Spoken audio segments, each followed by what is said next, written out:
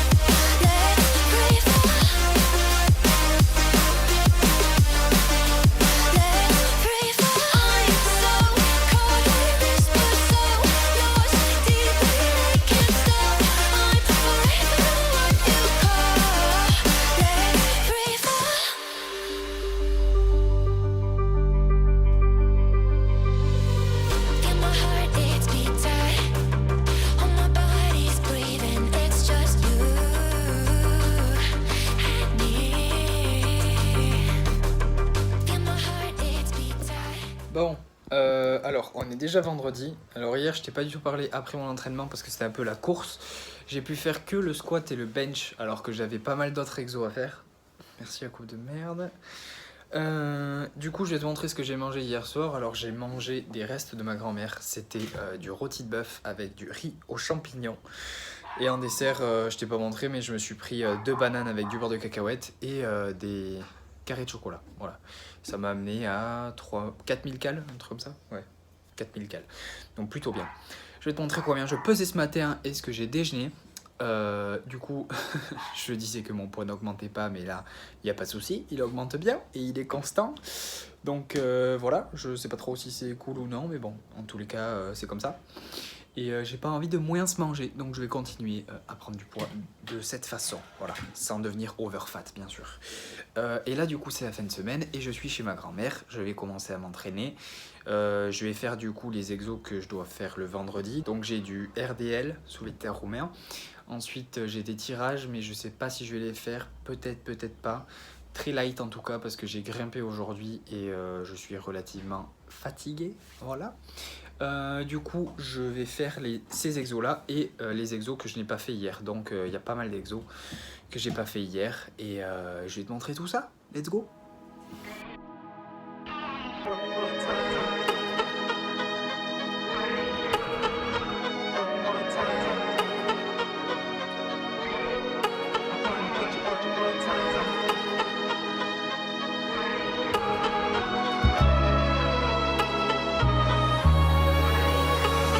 Get you one more time. I really wanna cross the line. I do it all before I die. I wanna get it on tonight. I wanna get you one more time. I really wanna cross the line. I wanna get you one more time, one more time, one more time, one more time. I want it one more time. I really need to make it right. Energy I overdose, 'cause I'm ready to reload. I need it one more time.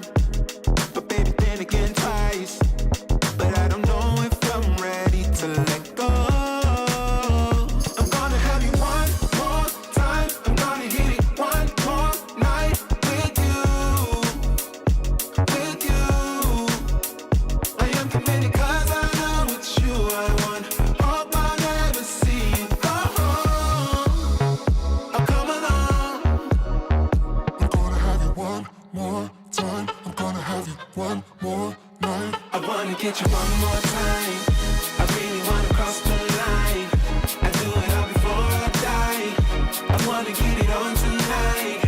I wanna get you one more time. I really wanna cross. On est déjà samedi. Alors, hier, j'ai pas pris le temps de te parler après mon entraînement. J'ai eu le temps de faire tous les exos, sauf le tirage horizontal. Parce qu'en fait, hier, j'ai grimpé. Et du coup, en grimpant, on a tendance à se mettre dans cette position-là et à tirer la corde comme ça. Et du coup, ça me fait mes tirages horizontaux, en fait. Donc voilà. Et j'ai pas envie de plus forcer que ça sur mes coudes, en fait. Donc voilà, je préfère les préserver. Je vais te montrer ce que j'ai mangé hier, du coup, après l'entraînement. Je me suis fait en 3 parties le repas. Alors, j'avais de la soupe que ma grand-mère m'avait laissée mercredi, des œufs avec des brocolis, et en dessert qui était aussi gros que le plat au final, c'était des gâches. Donc j'en ai pris 5, des mini gâches aux pépites de chocolat avec du café. C'était exceptionnel, j'avais des cales à finir, voilà. Ça m'a amené à 4000 cales, juste un peu moins, genre 10 calories de moins, donc 4000 on va dire. Et voilà, ce matin, j'ai pas déjeuné, j'ai édité une vidéo qui est sortie pour toi dimanche dernier. Pour moi, elle sortira demain.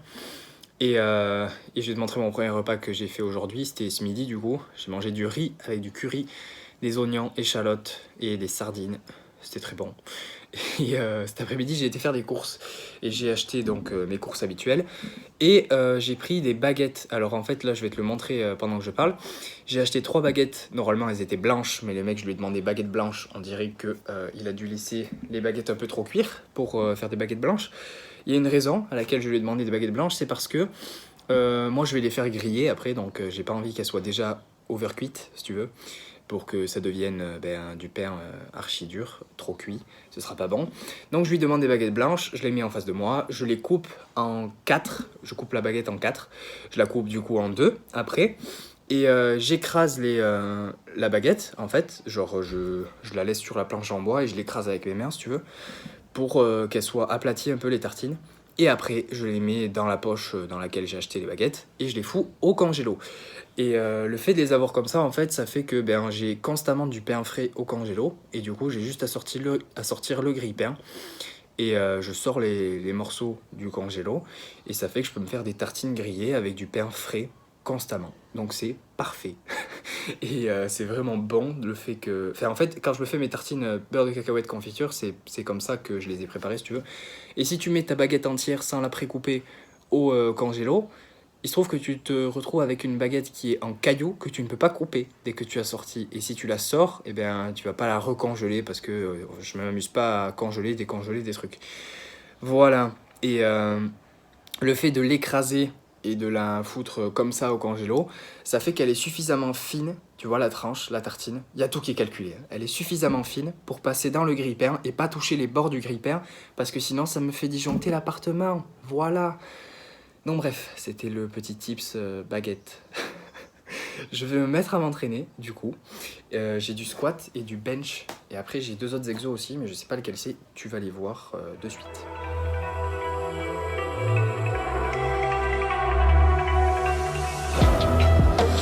Calm before the storm. Things aren't as they were before. You best start rising. Did you think you could keep us out? Shut the gates, forget us now. Tides are changing.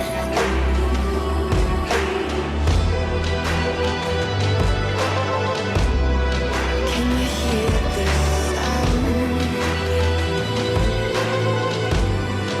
Can't stop us now. We're not back in time, know what we're doing. Things are about to change, it's evolution.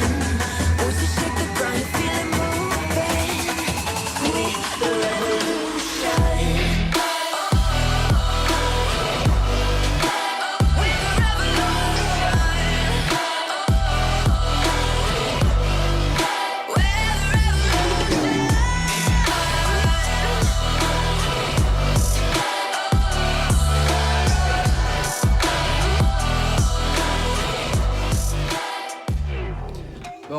est dimanche. Alors, mon entraînement s'est bien passé, mon entraînement d'hier. Et je vais te parler des 2 derniers exos que j'ai fait. Donc, par contre, tu vois, je me suis rendu compte que pour le squat et le développé couché, j'ai mis les charges que j'aurais dû mettre la semaine dernière, le samedi. Donc, je me suis chié sur ça. Parce que la semaine dernière, je m'étais pas entraîné le samedi. Et du coup, j'ai pas capté qu'il fallait que je mette un poids différent. Bref, et du coup, pour les 2 derniers exos, alors c'était des élévations latérales et du curl en myo-rep. Donc, qu'est-ce que c'est les myo-rep? En fait, si tu veux, pour prendre du muscle, pour favoriser la croissance musculaire, tu dois t'entraîner suffisamment proche de l'échec. Donc, c'est pour ça que, genre, quand je m'entraîne, je fais genre entre 4 et 0 répétitions en réserve, tu vois, parce que t'es quand même relativement proche de l'échec. Pour les exercices d'isolation, là, tu vois, donc les élévations latérales et les curls, vu que c'était des charges assez légères, il fallait que je fasse beaucoup de répétitions du coup pour aller proche de l'échec. Donc là pour les élévations latérales en premier exo, j'ai fait une série d'activations. Donc en gros tu es censé aller jusqu'à l'échec pour les myo-reps, pour la première série. Là le problème c'est que j'ai pas été jusqu'à l'échec total parce que normalement tu es censé choisir une charge avec laquelle tu puisses faire entre 10 et 20 répétitions et que tu dois aller à l'échec sur la première série. Le problème c'est que là j'aurais dû faire plus que 20 répétitions et j'ai arrêté alors que j'aurais dû continuer. Et tu poses la charge une fois que tu as fini ta première série d'activation où tu as été jusqu'à l'échec, tu vois. Tu poses la charge, tu attends 10-15 secondes et tu refais une série. Et en fait ce que ça change c'est que du coup comme tu es encore cramé de la série précédente, tu vas pouvoir faire très peu de répétitions. Le truc c'est que là j'ai fait 5 répétitions, puis encore 5, puis encore 5, puis encore 5, jusqu'à ce que je puisse plus en faire 5, tu vois. Et le truc c'est que comme je prends pas beaucoup de repos, je peux faire moins de répétitions, mais je suis relativement proche de l'échec dès le début de ma série en fait. Et du coup ça crée la même... Enfin en gros ça va favoriser la même croissance musculaire que si j'avais attendu un certain temps et que j'avais refait ma série de 15 ou 20 aux élévations latérales et que du coup il y aurait eu que les 5 dernières répétitions qui auraient été difficiles, tu vois. Et les myo-reps ça fait ça en fait, ça fait que les dernières répétitions qui sont effectives dans une série de 15-20, tu les as dès le début vu que tu t'es reposé très peu et que c'est directement dur et tu es directement proche de l'échec. Voilà. Donc je sais pas si c'était assez clair, mais en gros c'est ce que j'ai compris des myo-reps et je voulais le tester. Et c'est plutôt cool parce que si tu n'arrives pas à sentir certains muscles et que tu veux savoir ce que c'est la brûlure dans un muscle en particulier, c'est vrai que c'est plutôt cool. Donc voilà. Enfin, du coup je sentais bien mes épaules et bien mes biceps, tu vois. Après ça, j'aurais dû faire des extensions triceps, mais je les ai pas fait parce que j'avais des courbatures de la veille. Donc j'allais pas me rentraîner sur des courbatures, étant donné qu'en plus en ce moment mon coude c'est pas la folie. D'ailleurs en parlant de ça, regarde, je me suis massé hier. Massé. Voilà. C'était vraiment un régal, tu vois. Et c'est en général ce qui me fait le kiné. Donc voilà, c'est plutôt cool. En fait, je me suis mis une ventouse. Je sais pas si tu as déjà vu ce que c'était. Genre, tu mets une ventouse et donc je me suis mis de l'huile sur le bras parce qu'il fallait que ça glisse. Et si tu veux, donc ça tire la peau et tu peux la laisser poser sur un endroit qui est très douloureux. Ou alors tu fais comme moi, ce que j'ai fait, qui est, je la fais coulisser sur tout le long du triceps avec le triceps étiré comme ça. Et donc en gros, tu vois, donc là, je l'ai laissé sur un point à la base. Donc je peux pas te le montrer parce que je tiens le téléphone, tu vois. Mais là, je l'ai laissé sur un point et après, je l'ai fait glisser tout le long du triceps. Et ce que ça fait, c'est qu'en fait, tu as des petits points, enfin, j'ai des petits points où je sens que c'est des tensions musculaires, tu vois. Et je sens que la ventouse, elle roule dessus. Oh là là, qu'est-ce que ça fait mal. Mais donc ça fait très sadique, hein, parce que je me dis que je continue de le faire alors que ça fait mal. Mais en fait, si tu veux, l'image que m'a donné le kiné pour mes calcifications au coude, c'est que je lui dis, en fait, c'est quoi des calcifications? Et elle me fait, pour te donner une image, c'est des canaux pleins de tartre. En gros, ça c'est l'image, tu vois. Et je lui dis, donc en gros, il faut péter les canaux, comme si c'était quelque chose, un tuyau plein de glace, tu sais, si tu veux. Et que tu dois péter le tuyau de glace pour qu'il puisse être un peu plus malléable, on va dire. Et donc, du coup, là, c'est un peu le cas. Donc, ce que j'ai compris et ce que j'en ai déduit de son explication, c'est qu'il fallait que je me fasse mal pour péter les muscles, pour qu'ils reviennent proprement, tu vois. Et du coup, je me suis fait ça, je me suis fait mal, et je me suis étiré après. Donc voilà, je sais pas si c'est très bien, mais en tout cas, là, aujourd'hui, j'ai moins mal qu'hier. Donc, pour le moment, c'est plutôt cool. Donc là, je t'ai parlé beaucoup en détail de ce que j'ai fait hier. Après l'entraînement, je suis rentré chez moi, je me suis fait à manger. Je me suis fait un repas en 3 parties, donc au moins t'es prévenu. Alors en premier, j'avais des pâtes au saumon. Donc j'avais des pâtes, spaghetti, 100 grammes avec un oignon et du saumon fumé que j'ai mis genre à la fin comme ça, coupé en petits morceaux. Ensuite, j'ai fini le saumon avec des toasts. Donc je me suis fait des tartines, comme je t'avais expliqué en début de journée, genre que j'avais les tartines au congélo et ça. Je me suis fait des tartines avec du Madame Loïc, donc c'est du fromage à tartiner aux figues, trop bon, avec du saumon donc. Et en dessert, si on peut appeler ça dessert, je me suis pris un café avec 3 mini gâches. Donc voilà, ça m'a amené un truc comme 3000 cales, je crois. Et ce matin, quand je me suis réveillé, j'étais plutôt lourd. Et toute la semaine, j'ai été plutôt lourd. Donc la semaine prochaine, je vais calmer le jeu. Hein. Mon objectif pour la semaine prochaine, c'est de me stabiliser à 78. Donc je vais viser ça. Et on verra d'ici la fin de la semaine prochaine si j'ai réussi.